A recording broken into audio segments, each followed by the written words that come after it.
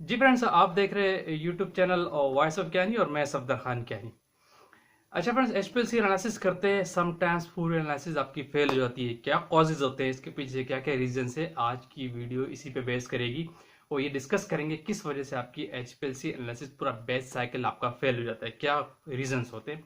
तो आज इसी को हम डिस्कस करेंगे। आगे चलते हैं। देखिए, सबसे पहले तो मैं आपको बता दूं कि एचपीएलसी की एक हाईली प्रिसाइज और बेस्ट टेक्निक्स है, सेपरेट टेक्निक्स है जो आपको एक्यूरेट रिजल्ट देती है।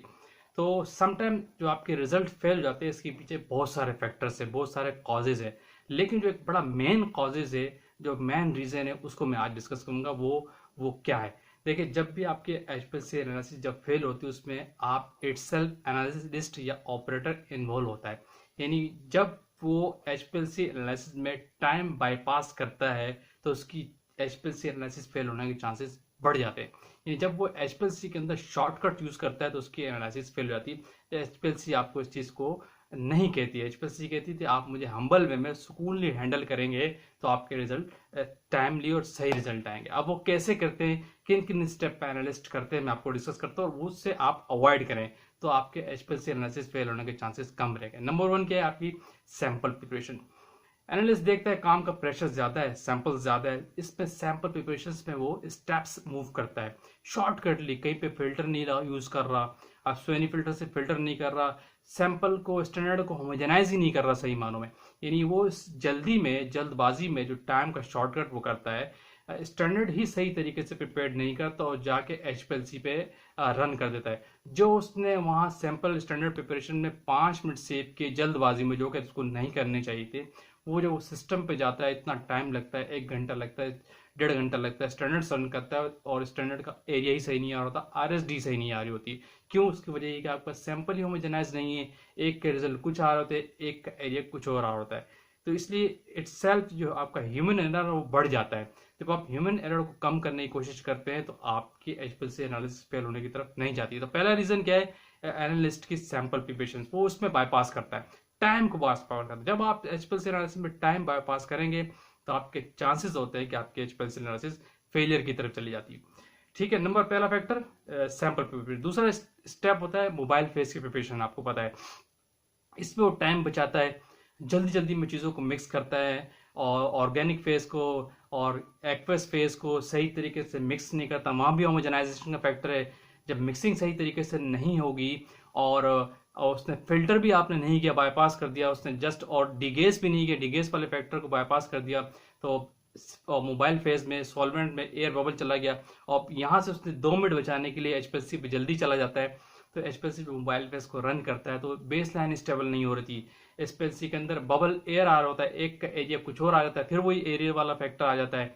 तो यानी यहाँ जो मोबाइल फेस वाले टाइम पे आप सही तरीके से टाइम नहीं देते, प्रॉपरली उसको होमोजेनाइज नहीं करते, प्रॉपरली उसको फिल्टर नहीं करते, प्रॉपरली उसको डिगेस नहीं करते हैं मोबाइल फेस को, तो डेफिनेटली यहाँ से आप 10 मिनट बचाते हैं लेकिन वहां जाकर आपके 2 घंटे खराब हो जाते हैं और आपकी पूरी एनालिसिस पे इफेक्ट कर जाती है। आपको दोबारा बैक पे आना पड़ता है अपनी चीजों को नए सिरे से प्रिपेयर करने के लिए। यानी आप 10 मिनट बचाने के लिए अपने 3 घंटे खराब कर देते हैं और आपकी टाइम लॉस हो जाता है। इंडस्ट्री में आपके पास एक स्पेसिफाइड और पर्टिकुलर टाइम होता है किसी भी चीज को चेक करने के लिए और रिपीट एनालिसिस अलाउ भी नहीं होती।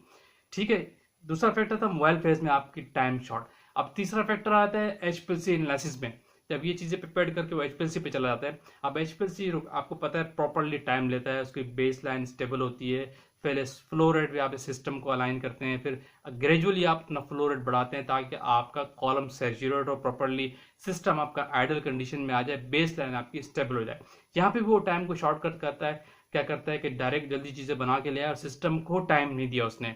एचपीएलसी का जो रिक्वायर्ड टाइम है सिस्टम को स्टेबलाइज होने के लिए, उसको टाइम नहीं देता और जल्दी से अपने ब्लैंक स्टैंडर्ड और सैंपल लगाना शुरू कर देता है और फिर वही एरर, उसके स्टैंडर्ड सही नहीं आ रहे होते, उसका सैंपल सही नहीं आ रहा था, उसकी आरएसडी नहीं आ रही थी, सिस्टम सुटेबिलिटी की रिपोर्ट ही सही नहीं आ रही थी, तो सिस्टम आगे जा ही नहीं पाता।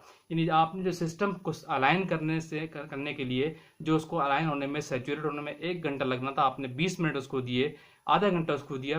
यानी यहाँ से जो आपने 30 मिनट सेव किए वो आगे आपके 3 घंटे को लॉस कर देता है। वहां पे 3 घंटे आपके खराब हो जाते हैं, आपके जितने बेस्ट सैंपल आगे जा ही नहीं सकते। आपको बैकफुट पे आने पे दोबारा वही एक्टिविटी करनी पड़ती है सिस्टम को अलाइन करने की। तो ये वो स्टेप्स है यानी जब आप सिस्टम एचपीएलसी एनालिसिस में अगर अपने टाइम को शॉर्ट करते हैं, जो रिक्वायर्ड टाइम है वो टाइम नहीं देंगे, तो डेफिनेटली एचपीएलसी आपका एक प्रॉपर वे में, एक्यूरेट वे में आपको आगे नहीं जाएगा। तो और आपके सिस्टम पूरा बैच आपके सारा दिन आपका लगा रहेगा, आपके बैच और सैंपल्स आपके फेल होते रहेंगे, क्योंकि आपको गो हेड ही नहीं मिलेगा। जब आपकी चीज़ें अलाइन ही नहीं होगी तो आगे आप जा ही नहीं सकेंगे डेफिनेटली। तो एचपीएलसी एनालिसिस में फेल होने में फैक्टर बहुत सारे मैंने आपको कहा, लेकिन मेन फैक्टर इटसेल्फ एनालिस्ट खुद होता है। अगर आपका सिस्टम कैलिब्रेटेड है, सिस्टम अलाइन है, सब कुछ एक्यूरेट है, सॉल्वेंट्स आपके एक ए ग्रेड के, एचपीएलसी ग्रेड के, आपका स्टैंडर्ड भी एक्यूरेट है, कैलिब्रेटेड है, सब चीज़ें आपकी अलाइन है, लेकिन इसके बावजूद अगर आप उसको प्रॉपरली हैंडल नहीं करते, आपकी एक्यूरेटली नहीं करते, टाइम को शॉर्टकट करते, टाइम बचाते हैं, तो डेफिनेटली आपका इफेक्ट एनालिसिस पूरे बैच पे आता है। अगर आप 5 बैच कर रहे हो तो 5 बैच आपके कंप्लीट ही नहीं हो पाते। इसलिए जो आपको टाइम रिक्वायर्ड हो, अपने टॉप मैनेजमेंट से यही कहे कि इस एनालिसिस के लिए सेफ साइड पर रखा जाता है, मुझे इतना टाइम रिक्वायर्ड है।